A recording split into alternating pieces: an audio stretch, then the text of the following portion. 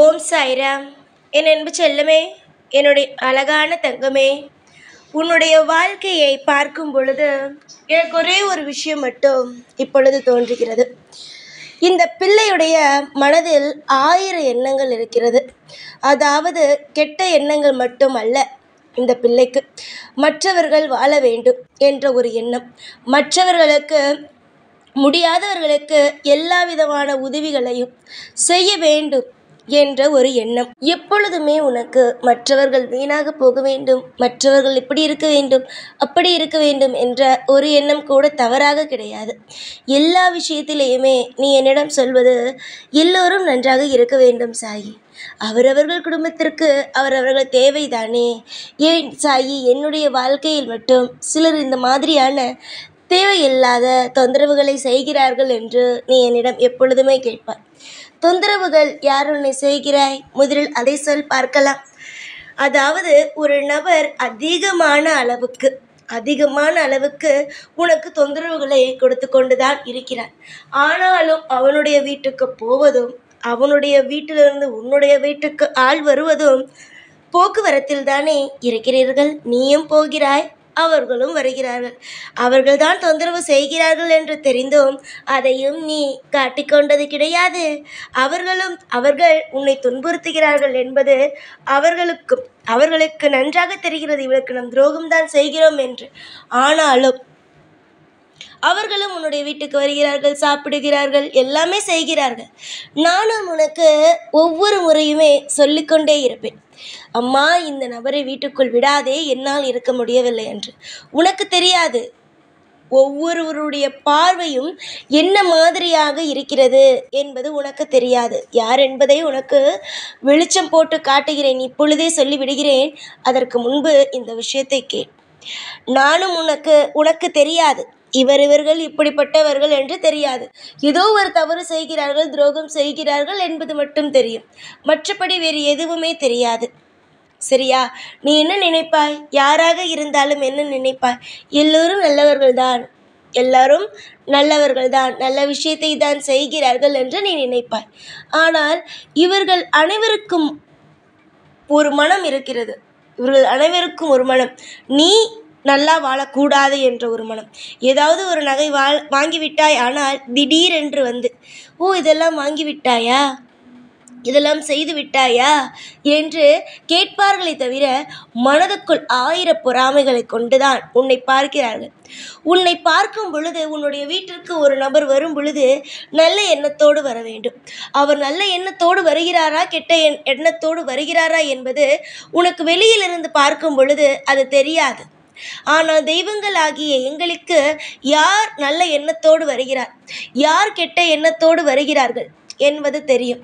அதை வைத்துதான் நான் சொல்கிறேன், சிலர் உன்னுடைய வீட்டுக்குள் நுழையும் பொழுதே 1000 பொறாமைகளோடு வருகிறார்கள்.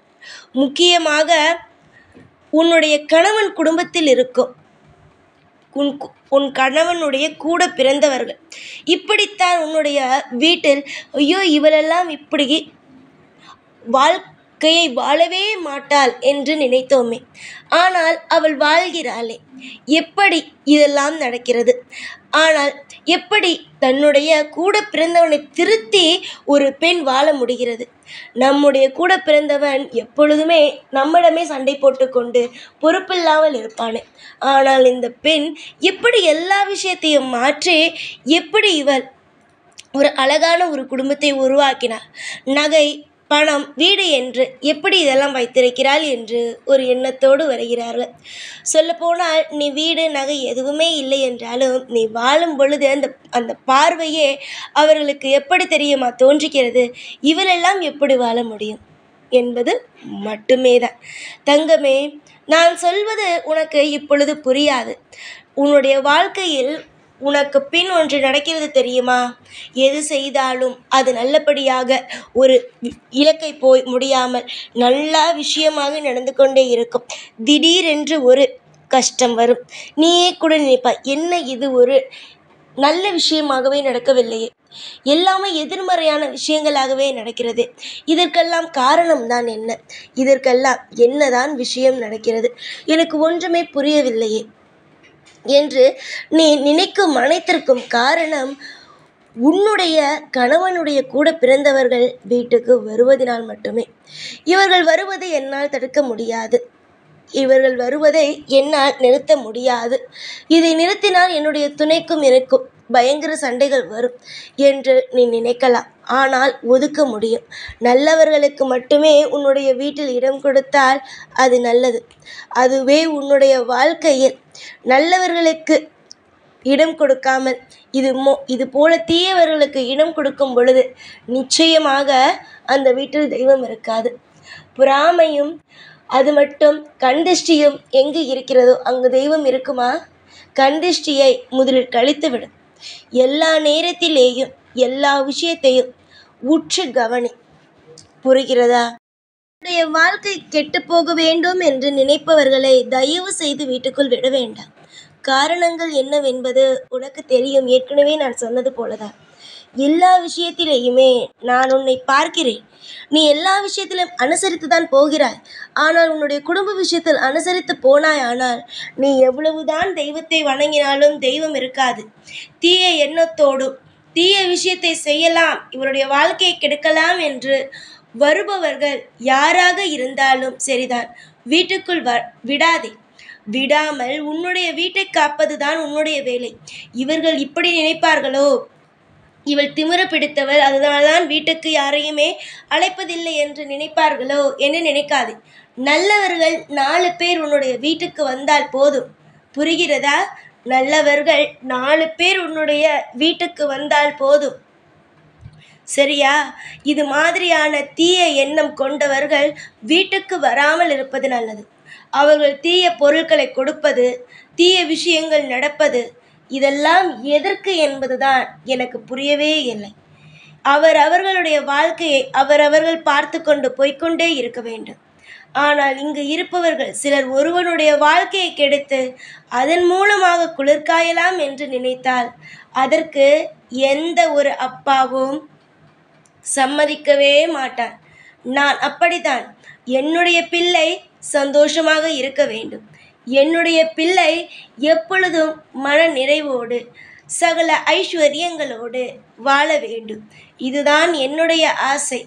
என்னுடைய பிள்ளைகளுடைய ஒவ்வொரு எதிரிகளும் மறைந்து கொண்டு இருக்கும் ஒவ்வொரு எதிரிகளையும் அழித்து அவர்களுக்கு என்னென்ன விதமாக தண்டனை கொடுக்க வேண்டுமோ தண்டனையை நான் கொடுப்பேன். நிச்சயமாக உன்னுடைய வாழ்க்கையில் ஒளிமயமான எதிர்காலங்களோ வரும். கவலைப்படும் அளவுக்கு எந்த ஒரு விஷயமும் தவறாக நடக்காது. இனி வரும் காலம் போக்கில் எல்லாவற்றையும் நான் மாற்றுவேன். நீ தேடிக்கொண்டு இருக்கும் ஒவ்வொரு விஷயத்தையும் நான் அறிகிறேன். நீ இந்த விஷயம்தான் தேடுகிறாயோ, அந்த விஷயம்தான் தேடுகிறாயோ என்று ஒவ்வொரு விஷயத்தையும் நான் அறிகிறேன். நீ கேட்கும் ஒவ்வொன்றையும் நான் கண்டிப்பாகவே தருவேன். தோற்று போவாயோ என்று நினைக்காதே. ஜெயிப்போம், வாழ்க்கையில் கொடிகட்டி நீ பறப்பாய் என்று நினைத்து சந்தோஷமாக இரு. அதுபோல துரோகிகள் உன்னை விட்டு ஒளிந்து போவார்கள். துரோகிகள் எப்பொழுதும் உன் கூடவே இருந்து கொண்டே இருக்க மாட்டார்கள். துரோகிகள் கண்டிப்பாக உன்னுடைய வாழ்க்கையை விட்டு போவார்கள். நிச்சயமாக உன்னுடைய வாழ்க்கையில் நல்லது நடக்கும். நிறைய பேர் இங்கு கெட்ட எண்ணத்தோடு இருக்கிறார்கள். அவர்கள் நினைக்கிறார்கள் இதெல்லாம் செய்தால் நல்லது நடக்கும் என்று. ஆனால் பார், முட்டாள்தனமாக தவறு செய்பவர்களுக்கு எப்பொழுது நல்லது நடந்திருக்கிறது?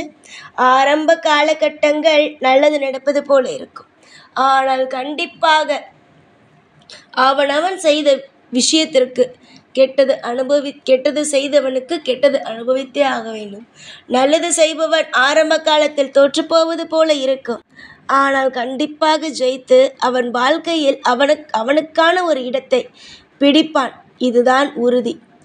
நம்பிக்கையோடு இருங்கள், எல்லாமே நல்லதே நடக்கும்.